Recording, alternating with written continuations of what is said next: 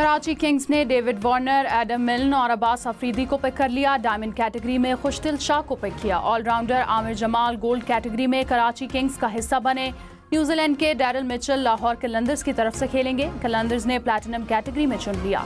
Multan sultans ने Michael Bracewell को मुंतखब किया। मुल्तान सुल्तान्स ने गोल्ड कैटेगरी में मोहम्मद हसनैन को पिक कर लिया।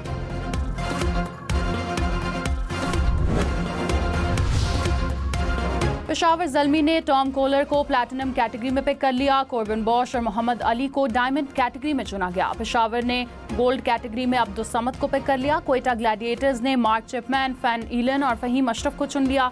इस्लामाबाद यूनाइटेड ने मैथ्यू शॉर्ट और जेसन होल्डर को पिक कर लिया। पीटीआई और बुशरा बीबी के खिलाफ 190 मिलियन पाउंड रेफरेंस का फैसला तीसरी बार मौखर। अदालत ने फैसला सुनाने की नई तारीख 17 जनवरी दे दी। एहतसाब अदालत के जज ने कहा, बानी पीटीआई को कमरा अदालत में आने के लिए 2 बार पैगाम भेजा गया, वो नहीं आए। सुबह 8:30 बजे से कमरा अदालत में मौजूद हूँ, तैयार दस्तखतशुदा फैसला मेरे पास है। बानी पीटीआई आए, ना उनके वकला और कोई फैमिली मेंबर आया। इनको एक और मौका देते हैं।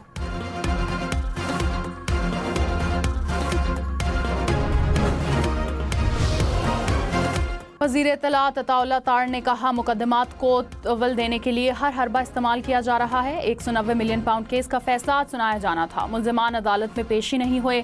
बानी पीटीआई ने ताख़ीरी हरबों में PhD का रखी है। इस तरह अरबों रुपए माफ़ करने की तारीख में मिसाल नहीं मिलती। काबीना के एतराज़ के बावजूद बंद लिफाफे की मंजूरी ली गई। चेयरमैन तहरीक इंसाफ बैरिस्टर गौहर ने कहा, 190 मिलियन पाउंड रेफरेंस का फैसला न आना किसी डील का नतीजा नहीं। बानी पीटीआई के खिलाफ अलकादर ट्रस्ट केस सियासी है। फैसला इंसाफ पर हो तो बानी पीटीआई को आज बरी होना था। जिस तरह बाकी केसेस खत्म हुए, ये केस भी खत्म होगा। सलमान अकरम राजा ने कहा, मुज़ाकरात और मुकदमे का आपस में कोई ताल्लुक नहीं, डील नहीं कर रहे। जमहूरियत इंसाफ के लिए मुज़ाकरात कर रहे हैं। हम किसी के लिए आसानी या आसाइश नहीं मांग रहे।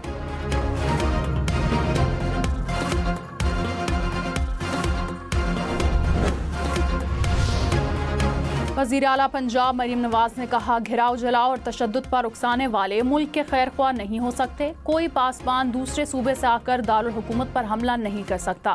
सिक्योरिटी फोर्सेस के जवानों को गोलियां मारी गईं। जब कोई पासबान बन जाता है तो बहकावे में आकर मुल्क को आग नहीं लगा सकता। पासबान मेट्रो बस को आग नहीं लगाता। बतौर माँ बच्चों को जलाओ घिराव करने का नहीं कह सकती।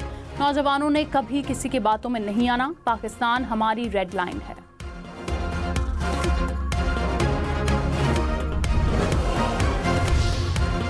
वज़ीर इत्तलात पंजाब अज़मा बुखारी ने कहा, चोरों का टब्बर एहतसाब से ज्यादा देर नहीं भाग सकता।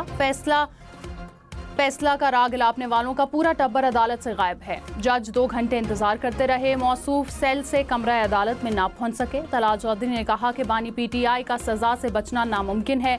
बानी पीटीआई ने शहजाद अकबर के जरिए पस पर्दा राब्ते करके करप्शन की। बंद लफाफे पर काबीना से दस्तखत करवा कर पैसे हथियाए। चीफ जस्टिस रियाज अफरीदी ने कहा, सुप्रीम कोर्ट का हर जज आज़ाद है। वो वक्त गुजर गया जब जजेस ने एक दूसरे के खिलाफ पोजीशन ली हुई थी। अब सब जजेस आपस में भाई हैं। वक्त के साथ साथ चीज़ें ठीक होंगी। अपनी राय किसी साथी दोस्त पर मुसल्लत नहीं करता। प्रेस एसोसिएशन अरकान से मुलाकात में मजीद कहा, लापता अफराद के केसेस को टेकअप किया जाएगा। सुप्रीम कोर्ट में रिफॉर्म्स के हवाले से बहुत से इक़दाम उठाए जा चुके हैं। चीफ जस्टिस पाकिस्तान बनने का फैसला इतनी जल्दी में हुआ, मैं हल्फ बर्दारी का नया सूट भी नहीं खरीद सका।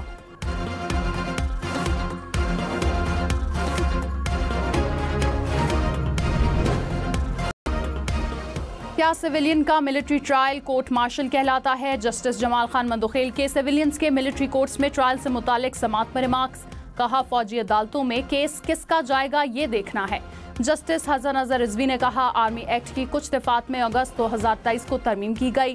क्या बाद में की गई तरमीम को नौमई वाक़यात पर लागू किया जा सकता है? जस्टिस मुसरत हिलाली ने कहा, आर्मी एक्ट में बुनियादी इंसानी हुकूक क्यों नहीं मिलते? आइन तमाम कानून की माँ और सबसे बालातर है। जस्टिस हसन अजहर रिजवी ने कहा, क्या हमें दिखाया जाएगा कि ट्रायल में कानून पर अमल दरामद हुआ या नहीं? जस्टिस अमीनुद्दीन ने कहा, सजा याफ्ता लोगों ने अपीलें भी करनी है जिस पर असरअंदाज नहीं होना चाहते। जस्टिस मोहम्मद अली मजन ने कहा, बेंच सरबराह से माजरत के साथ जायजा लेना जरूरी है। बेंच की वजारत दिफा के वकील ख्वाजा हारिस को दलाइल कल तक मुलतवी करने की हिदायत।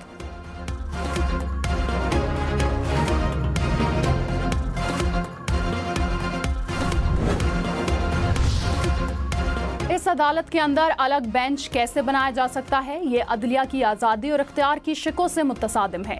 जस्टिस मंसूर अली शाह की कस्टम एक्ट की आईनी हैसियत से मुताल्लिक केस में रिमार्क्स। कहा यह मामला आइन की तशरीह का है, मौजूदा आइनी इंतजाम के तहत इस बेंच को ये इख्तियार हासिल नहीं। लेकिन सवाल ये है कि क्या हमसे दायरे इख्तियार वापस लिया जा सकता है। ये अदलिया की आज़ादी का सवाल है। आर्टिकल 191A के जरिए अदालत से दायरे इख्तियार छीना गया। हम पहले इस मामले को देखेंगे। केस की समाअत 15 दिन के लिए मुलतवी।